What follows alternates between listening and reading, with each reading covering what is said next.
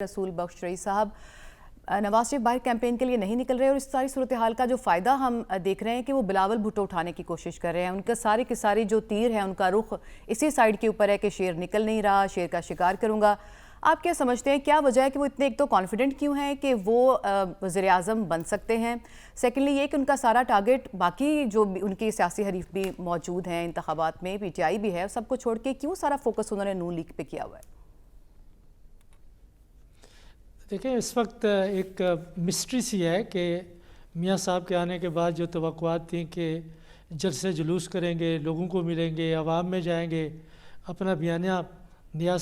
तरीके से बनाएंगे, कोई नया बयानिया होगा, कोई नई बात करेंगे। वो मैं समझता हूँ कि लोगों को मायूसी हुई है कि उनकी मसरूफियात और पार्टी के अंदर मसाइल अपनी जगह पे, लेकिन जिस तरीके से बिलावल ज़रदारी भुट्टो साहब मैदान में निकले हैं उस तरह से मुस्लिम लीग नून के लोग नहीं निकले। उन्होंने पहल की, बलूचिस्तान में गए, खैबर पख्तूनख्वा में कई जलसे किए, पंजाब में कर रहे हैं, सिंध में कर रहे हैं। इस वक्त जितना जलसे बिलावल ज़रदारी भुट्टो और पाकिस्तान पीपल्स पार्टी ने किए हैं, किसी और जमात ने अभी तक तो नहीं किए। यहाँ पे जो तवक्कुआत थी वो ये थी कि हो सकता है कि मियाँ शहबाज शरीफ में क़यादत का वो तरीक़ेकार नहीं था या वो करिश्मा नहीं था जो मियाँ नवाज शरीफ साहब में है, और जब वो आएंगे तो एक पार्टी नए तरीके से मुतहर्रिक होगी। वो तहरीक मुझे ना आवाम में नज़र आती है, ना पार्टी में